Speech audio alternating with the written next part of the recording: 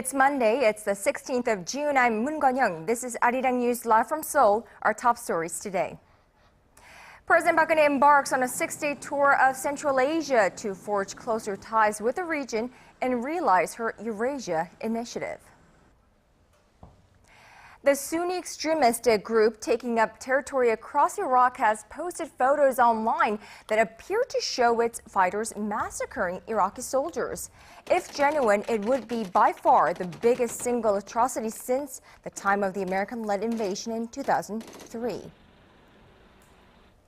And after a frantic opening to the World Cup in Brazil with entertainment and goals aplenty, one of its gold-plated stars announces his arrival in style, giving Argentina a win, and what's called goal line technology gives France a boost. We'll have those stories and more, but first, let us begin with the president's tour. Now, President Park Geun-hye has, within the last few hours or so, departed for a week-long visit to Central Asia. The president will seek more business opportunities in the energy-rich region and promote her Eurasia Energy and Infrastructure Initiative. Our Choi Yoo-sun gives us a preview of the presidential trip. President Park embarks on state visits to Uzbekistan, Kazakhstan, and Turkmenistan this week. The president looks forward to enhancing cooperation with the Central Asian countries by expanding Korean businesses' economic projects in the region and reaffirming trust and ties with the heads of visiting nations. In Tashkent, the Korean president and her Uzbek counterpart will seek ways to bolster their strategic partnership. There are currently some $8 billion worth of joint projects underway, such as a gas field development and chemical complex construction, and Seoul hopes to go beyond into areas of renewable energy and textiles. President Park, who has proposed an initiative that will link energy and infrastructure in Eurasia, will also visit Samarkand, a city that was at the heart of the Silk Road. In Astana, the Korean leader and her Kazakh counterpart will discuss current projects worth roughly $10 billion, including construction of a thermal plant and petrochemical complex. Seoul will sign a deal to participate in Astana's rail development, with hopes it will lay the groundwork for President Park's Eurasia initiative. There will be talks on the North Korean nuclear issue, since Kazakhstan achieved significant growth after voluntarily giving up its nuclear arms. President Park will be visiting Turkmenistan for the first time as a Korean leader, where she plans to ask the country to support Korean firms seeking to participate in large-scale infrastructure projects in the gas-rich nation. During her 6-day tour, the Korean president also plans to meet with ethnic Koreans living in the three countries and pledge her support for active cultural exchanges with the region. Choi Yoo-sun, ARIRANG News. Now, Korea's rival political parties are wrangling over whether to go ahead with the Prime Minister-designate Moon Chang-geuk's confirmation hearings amid the increasingly heated debate over his controversial views and comments on history. Our political correspondent Ji Myung-gil has the details. A motion calling for parliamentary confirmation of the new Prime Minister nominee, Moon Chang-geuk, will be submitted to the National Assembly on Tuesday. Once the request is filed, legislators have 20 days to vote on the appointment. The ruling Saenuri Party has jumped to Moon's defense, saying he needs to be given a chance to be vetted through a confirmation hearing. Party spokesperson Park Tae-chul accused the main opposition New Politics Alliance for Democracy, or NPAD, of not giving Moon a chance. The main opposition bloc is not even giving the nominee a chance to be questioned on stage. Not holding a confirmation hearing is anti-democratic and goes against the people's will. The ruling party has attacked the opposition bloc, accusing it of using the controversy surrounding Moon to score political points. However, the NPAD, which has been concentrating fire on Moon's questionable comments regarding historical issues, continues to demand his withdrawal. If Moon stays on, it will be an insult to the people, turn Korea into a pathetic nation, cast doubt on President Park's concept of a nation, and bring ridicule to the Saenuri Party. In a lecture delivered at his church a few years ago, Moon said Japan's colonization of Korea and the division of the Korean peninsula was all part of God's will. The National Assembly will hold a 3-day interpellation session starting Wednesday, signaling the start of June's extraordinary session. Kim Young-gil, ARIRANG News. Now, the Korean government says it'll react if Japan waters down a historical apology for the sexual enslavement of Korean women. Japan is expected to announce the review sometime this week, and our Kim Min-ji reports. The Korean government will take action if Japan announces a verification that hurts the spirit of a historic apology regarding the forceful mobilization of Korean women as sex slaves.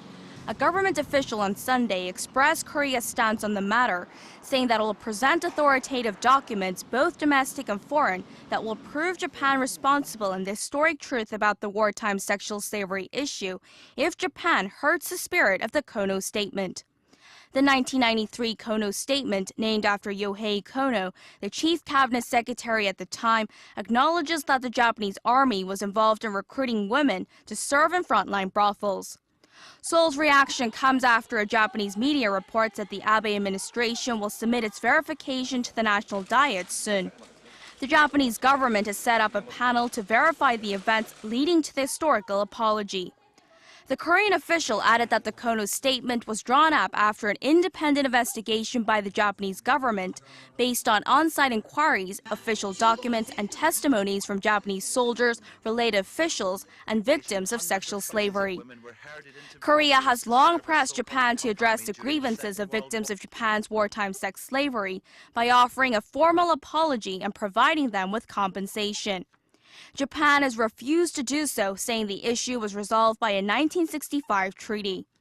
Time is running out for the 54 surviving Korean victims, whose average age is 88.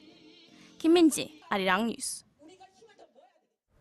Now to the deepening crisis in Iraq. As radical Islamist insurgents take strides towards Baghdad, they have released photos of scores of executed Iraqi troops. Now we warn you, this contains some graphic photos. Here's our Shin Se-min. These are images that seemingly show militants from the Islamic State of Iraq and the Levant, or ISIL, taking aim at captured Iraqi soldiers. The photos, posted on a militant website on Saturday, end with the final image showing the bodies of the captured drenched in blood after being shot. Iraq's chief military spokesman confirmed the authenticity of the photos and said the images showed around 170 Iraqi troops who had been killed. The militants claimed to have executed 1,700 Iraqi soldiers, but the government would not confirm the information. The militant forces are spreading to northwest of the country after taking over a number of key cities, including Mosul, the second largest city in the country. The Iraqi government has reinforced defenses around the capital. However, a series of explosions inside Baghdad killed over a dozen and left more than 40 injured.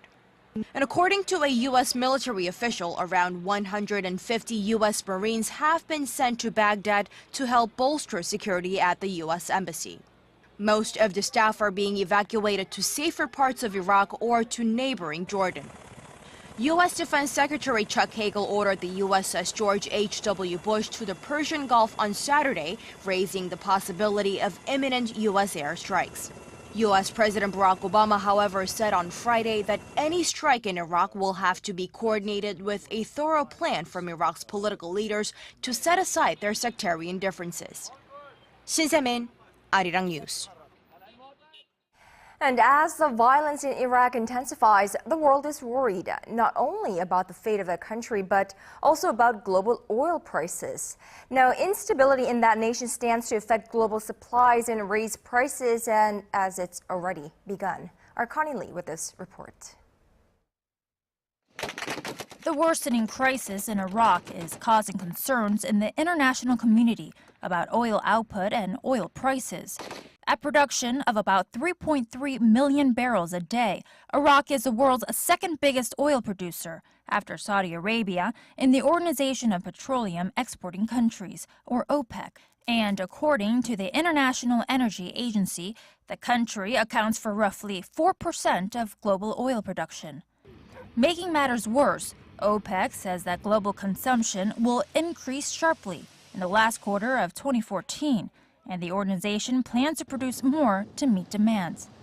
Worries of a civil war breaking out in Iraq have startled markets and pushed the international benchmark to a 3-month high above $110 a barrel. We are still very sensitive what goes on in the Middle East. There's no question that spills over, and that's reflected in the Brent price usually. And it's a global market, so everything is interrelated. So what goes on there affects us also.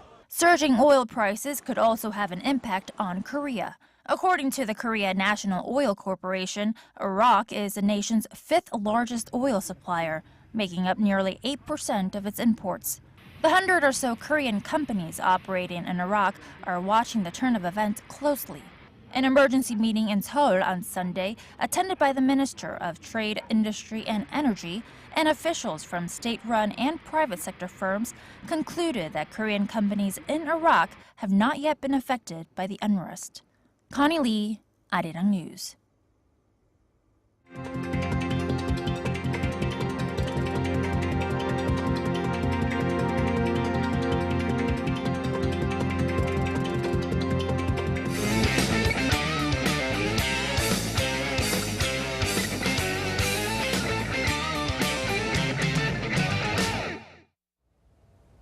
Hello to you football fans around the world. Hope you're enjoying all the action on the pitch. Now the group stage of the tournament is well underway with 11 matches played as of this Monday morning. In Group E, 2 European and Central American countries had their first matches, and in this case, the European team scooped all 3 points, with Switzerland beating Ecuador 2-1 and France beating Honduras 3-0. Now over in Rio de Janeiro, Argentina is a strong contender for the trophy, but their performance against Bosnia and Herzegovina was a tad underwhelming, given that the Argentina is considered one of the favorites along with Brazil. Now the South Americans were gifted their first goal when there were barely 3 minutes on the clock. Bosnia's Sead Kolasinac took the dubious honor of scoring the fastest own goal in World Cup's history. Playing within himself in the first half, superstar captain Lionel Messi sealed the victory with a stunning goal in the 65th minute.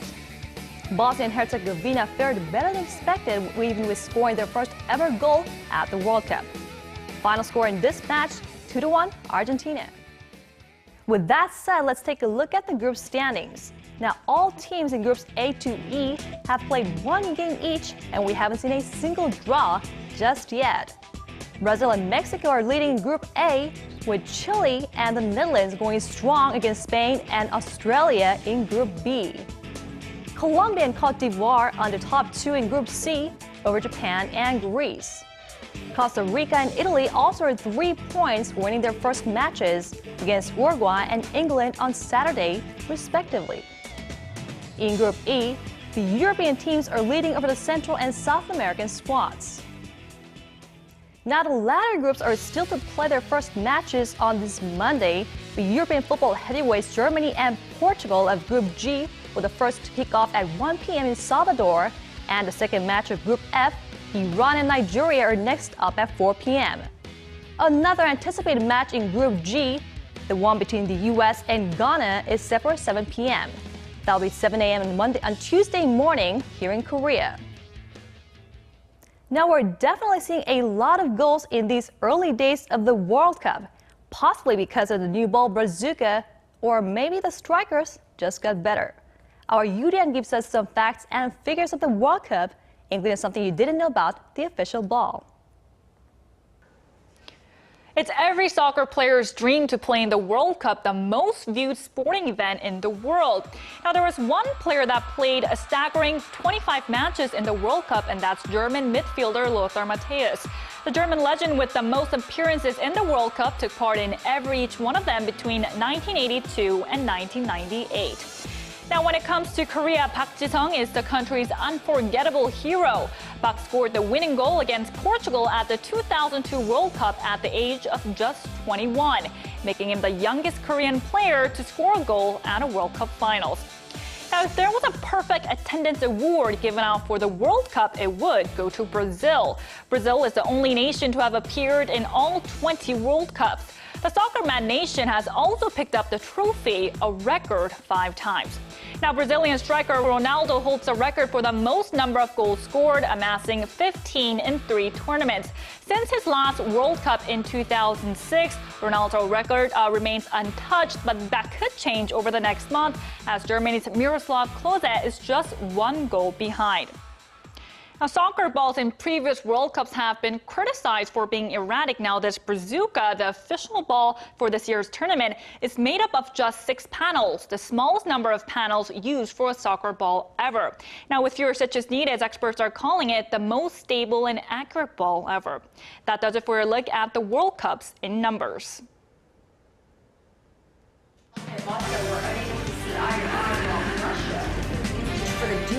All of the day's important events close to home and around the world. Join Moon Gon-yong live from Seoul. Mobile shopping market for the dual use of the Korean name East Sea and Japanese name Sea of Japan in school textbooks in the state. The Park Geun-hye administration has made deregulation one of the cornerstones of its plan to revive the Korean economy. So it stands to reason then that the president's pick to be her next finance minister and deputy prime minister is on the same page. Our Kim Ji-yeon reports.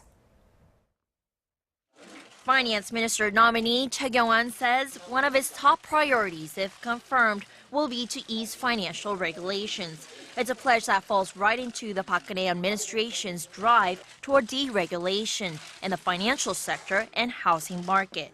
Choi compared the current situation in the housing market to the middle of winter, when people lack vitality and their activities dwindled to a minimum.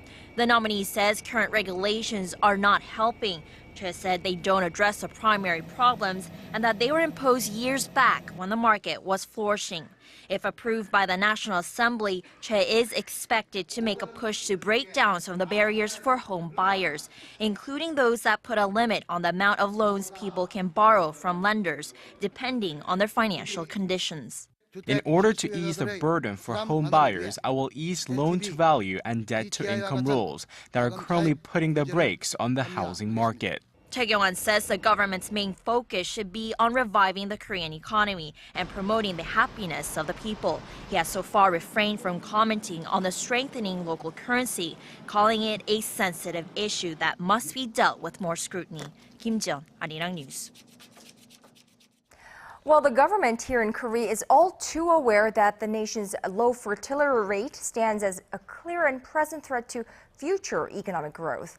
And measures have been implemented to address the problem, but recent data suggests that their efforts are not working too well. Connie Kim has the details. Low employment rates, smaller incomes, and difficulties finding places to live. It's a recipe that has resulted in Korea having one of the lowest fertility rates in the OECD. Data recently released by the World Factbook produced by the Central Intelligence Agency estimates Korea's total fertility rate at 1.25, which represents the number of children a mother is expected to have over her lifetime. Topping the list were the African countries of Niger, Mali, and Burundi. Israel, Mexico, and France had the highest rates among the OECD.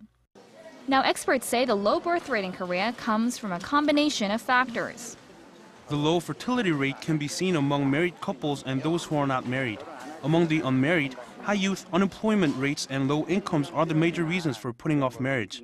Among married couples, the financial hardships associated with raising kids act as a deterrent from getting pregnant. Last year, 67% of the $14.1 billion spent by the Korean government on raising the nation's fertility rate was funneled into support for childcare. Yang says there is more that can be done. In 2009, France poured in about 4% of its yearly budget to tackling the low birth rate, while Korea spent only about 1%. Experts say the low birth rate will ultimately lead to a decrease in the working population, resulting in a slowdown in production and a reduction in consumption, which could bring down Korea's economic growth rate down to about 1.7% in the next 20 years. Connie Kim, ARIRANG News.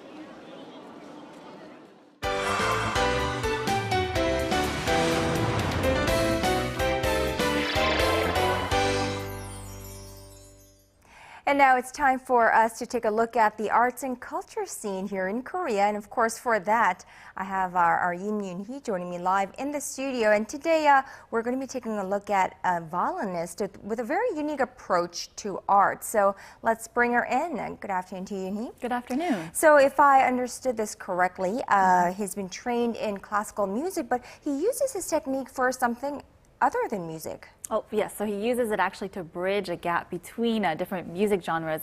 So David Garrett is actually considered one of the top violinists of the era, but he's also a huge fan of rock and roll. And so he uses his classical instrument to bridge the gap between different genres of music. Take a look. He was considered the most celebrated violin virtuoso of his time, and forever left his mark in the realm of classical music as one of the pillars of modern violin technique. Niccolò Paganini lived and breathed violin in the 19th century, and almost 200 years later, he is revived through the movie The Devil's Violinist. But it's the actor playing the role of Paganini who has captivated today's audience. David Garrett is a violinist of unmatched accomplishments and is considered today's modern-day Paganini. His record-breaking German pop and crossover creations have led to worldwide fame, and now he's taking his music to the international stage through his brand new concert, Crossover, set to touch down in Korea this week, where he'll be playing his unique takes to popular rock and roll hit songs, like AC/DC's Thunderstruck and Metallica's Master of Puppets. Not the songs you would expect to see performed by a Stradivarius, but Garrett shows that the violin isn't limited to just classical music. We have a wonderful show prepared. It's the first time actually I'm going to be performing with my band, and so it's going to be a great fun show, and I hope you can all make it. Now, Yoon-Hee, crossover to me, I think it means a different, I suppose, crossing the bridge over different genres and putting it together. Am I correct? Exactly. So he's actually considered a crossover musician. Now, crossover is a relatively new term and a new movement that they are using. And it does apply to musicians who, like Han Young said, are using their classical music to apply to a much wider audience. So they are marketable to a much larger audience, and it's very exciting. Like musicians like you saw, they are into classical music, but they also are into this rock and roll. So an overall very exciting performance for many people. Right, and definitely the concert performance he is at his concert, Crossover, seems like one that everyone can enjoy. So he is known for very exciting, upbeat, fast-paced performances. Like you saw, a lot of effects, very exciting, fun for everybody to see. Right, definitely something that we should be checking out. But Yoon-Hee, I hear you have one more action-packed performance for us today. So today I have a play, and it's based upon Judo, which is a modern martial art. Now, the Judo is not something you see too often in the theater, so take a look. Another performance of a more physical nature is set to take place. Based upon real-life experience of a high school Judo player, this play celebrates the 10th anniversary of the performance delivery service Kanda Troupe. It's a coming-of-age story of two young hot-blooded boys, one a Judo player and one a boxing player. Kyung-chan, the Judo player, is told to participate in the National Sports Festival in Seoul, but he finds himself falling into a slump. Well, it looks like there's quite a bit of action because, I'm sure because it does feature Judo or Judo in Japanese, the sports where you wrestle kind of, right? And so do all these people perform their own stunts? Right, so these actors, because it's a play, you get this rawness to the performance, and so there are no stunt doubles, no special effects, so these actors actually had to train and practice the Judo moves as well as the techniques and boxing as well. So it's a very action-packed adventure that I'm sure the guys will enjoy. Right, and this all takes place in Daeangno, which is kind of like a semi-Broadway here in Korea, right? So it is considered the off-Broadway of Seoul. It does host various different types of performances, so a good place to check out. Well, definitely, that we should be doing that in the month of June, especially with the heat. We want to be somewhere indoors, so we'll be checking that out. All right, Yoon-Hee, thank you for that report. My pleasure.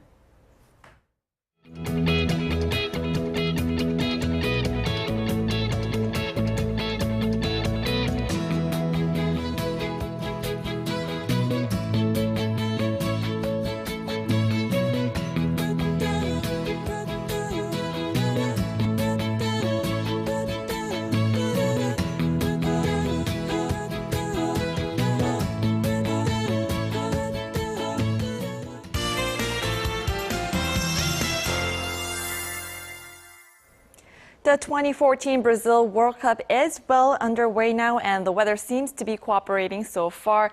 Although until tomorrow, some rain is in the forecast in Salvador, and Natal with highs of 28 and 29 degrees. Meanwhile, it's expected to be gray in Curitiba. As for the weather conditions in Korea, it's hot today with high UV rays, even though it's very cloudy today, and the temperature's highs range in the mid-20s to low 30s. And while the nation is expecting this nice summer-like weather, we can expect some sudden sporadic showers down in Chindo Island this evening. Now going over to our temperature readings, Seoul will top out at 29 this afternoon. Meanwhile, the southern cities such as Gwangju and Busan will peak up to 28 and 27 degrees. Now moving over to other regions, Jeju Island tops out at 24, Dokdo at 28, while Nongkungang tops out at 24. Well, that's all for now. I'm Michelle Park, and back to you, Kanyang. Thanks, Michelle, and that's it from me. I'll see you back here at 4 p.m. Korea time.